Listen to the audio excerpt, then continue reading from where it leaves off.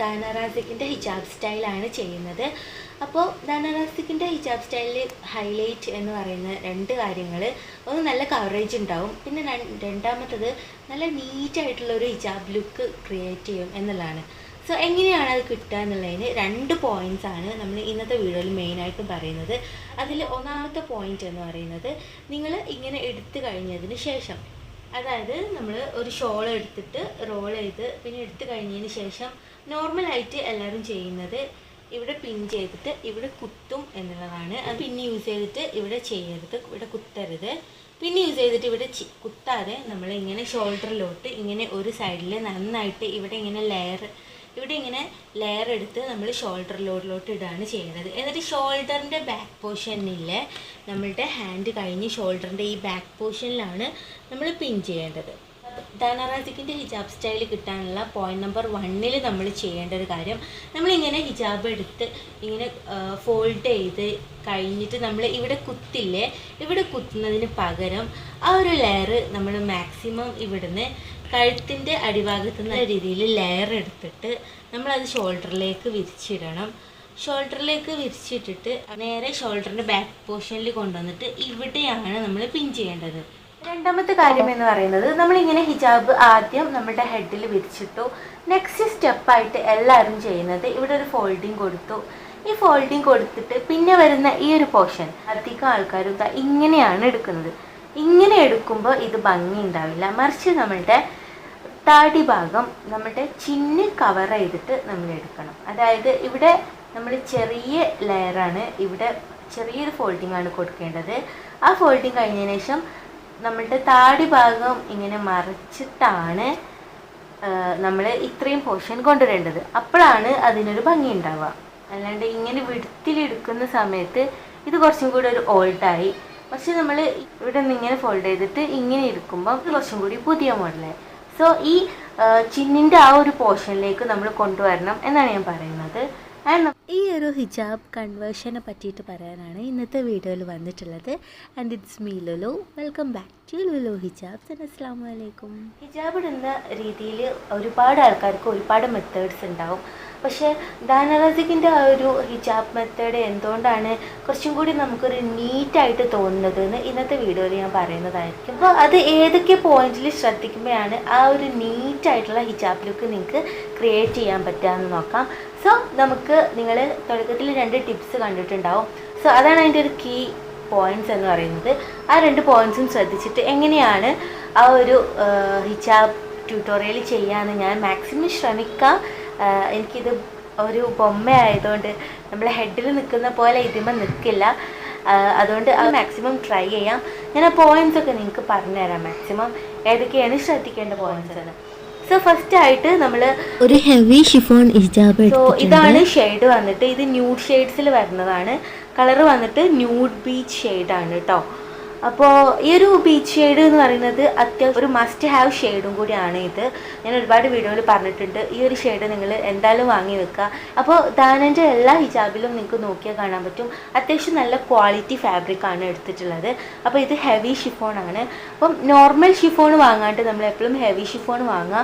അങ്ങനെ ആകുമ്പോൾ നമുക്ക് തലയിൽ കുറച്ചും കൂടി ഫിക്സ് ചെയ്ത് നിൽക്കാനും പറ്റും. കുറച്ചും കൂടി ഒരു ക്വാളിറ്റി ലുക്ക് ക്രിയേറ്റ് ചെയ്യാനും ഒന്നും കൂടി ക്വാളിറ്റി ഹിജാബ് ബേസ് ചെയ്തിട്ട് നമുക്ക് പറ്റും. നോർമലായിട്ട് ഞാൻ ഈ ഒരു ഹിജാബിന് ഇവിടെ ഒരു ഷോർട്ട് പോർഷനും ഇവിടെ ഒരു ലോങ് പോർഷനുമാണ് വെച്ചിട്ടുള്ളത്. ഈ ഒരു ഷോർട്ട് പോർഷന് ഞാൻ നമ്മുടെ ഹെഡിൻ്റെ ഒരു ഭാഗത്തേക്ക് ഇട്ടു. വിരിച്ചിടുന്നതാണ് ഫസ്റ്റ് സ്റ്റെപ്പ്. അപ്പോൾ ഇവിടെ നമ്മൾ ഈ സ്റ്റിച്ചിങ് കാണുന്ന രീതിയിലാണ് ഇപ്പോൾ ഇത് നിൽക്കുന്നത്.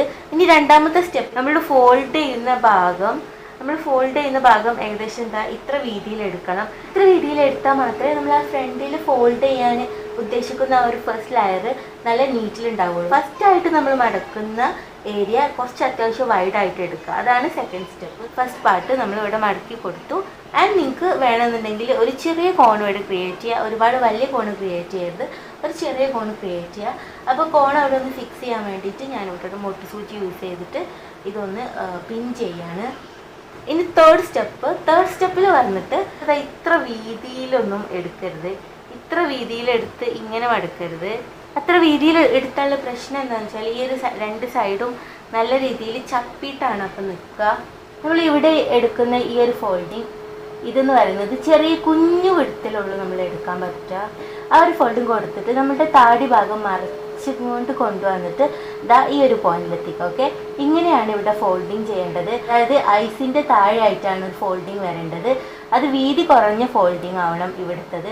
എന്നിട്ട് താടി ഭാഗം മറിയും വേണം. ഇനി നമ്മൾ നോർമലായിട്ട് എല്ലാവരും ചെയ്യുന്നത് ഇവിടെ പിൻ ചെയ്തിട്ട് ഇവിടെ കുത്തും എന്നുള്ളതാണ്. അതായത് പിന്ന് യൂസ് ചെയ്തിട്ട് ഇവിടെ കുത്തും. പക്ഷെ അങ്ങനെ പിന്ന് യൂസ് ചെയ്തിട്ട് ഇവിടെ ചെയ്യരുത്, ഇവിടെ കുത്തരുത്.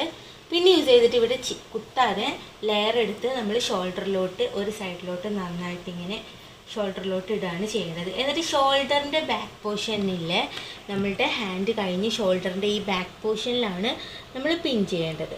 ഒരു പോർഷൻ ഉണ്ടല്ലോ, നമ്മുടെ ഈ ലോങ് പോർഷൻ കഴുത്തിൻ്റെ അടിഭാഗത്ത് മാക്സിമം ലെയർ ചെയ്ത് കൊണ്ടുവന്നിട്ട്, ഇനി കവറേജ് വേണമെന്ന് ആഗ്രഹമുള്ളവർക്ക് ഒറ്റ ലെയർ ചെയ്ത് കൊണ്ടുവന്നിട്ട് ബാക്കി പോർഷൻ നിവർത്തിയിടാം. അതല്ല കവറേജ് കുറഞ്ഞ ഏരിയയാണ് വേണമെന്നുണ്ടെങ്കിൽ ഇവിടെ മാക്സിമം ലെയർ ചെയ്തിട്ട് ഈ ഒരു ലെയറിങ് ഇങ്ങോട്ട് കൊണ്ടുവരാം. ഇങ്ങനെയാണ് ഇത് ഓൾമോസ്റ്റ് വരിക. ഇനി മാനിക്യൂറിലായതുകൊണ്ട് എനിക്ക് കറക്റ്റ് റിസൾട്ട് കിട്ടുന്നില്ല. അപ്പോൾ ഇതിങ്ങനെ ഇവിടെ നിൽക്കാത്തൊരു ടൈപ്പ് മെറ്റീരിയലാണ് ഇപ്പോൾ ഉമ്മ ഉണ്ടാക്കിയ മെറ്റീരിയൽ. അപ്പോൾ അത് നോക്കണ്ട, നിങ്ങൾ ഇവിടെ പിൻ ചെയ്യാണ്ട് നേരെ ഷോൾഡറിൽ പോവുക. എന്നിട്ട് ഞാൻ വീഡിയോൻ്റെ ഫസ്റ്റ് പറഞ്ഞ പോലെ ഇവിടെ മാക്സിമം വലിച്ചിട്ട് കുത്താം. റാസിക്കിൻ്റെയൊക്കെ ഹിജാബ് സ്റ്റൈലിൽ ഒരു കീ പോയിന്റ് അല്ലെങ്കിൽ ഒരു കീ എലമെൻറ്റ് എന്ന് പറയുന്നത് ഇനി ഞാൻ പറയാൻ പോകുന്ന ഒരു പോയിൻ്റാണ്. ഈ ഒരു എടുത്ത ലെയർ നിങ്ങൾ നിങ്ങളുടെ കഴുത്തിൻ്റെ അടിഭാഗത്ത് എത്രമാത്രം നല്ല രീതിയിൽ കുഞ്ഞു കുഞ്ഞു ലെയറുകളാക്കി എടുക്കുന്നോ അത്ര നിങ്ങളുടെ ഈ ഒരു സ്റ്റൈൽ നല്ല ഭംഗിയുണ്ടാവും.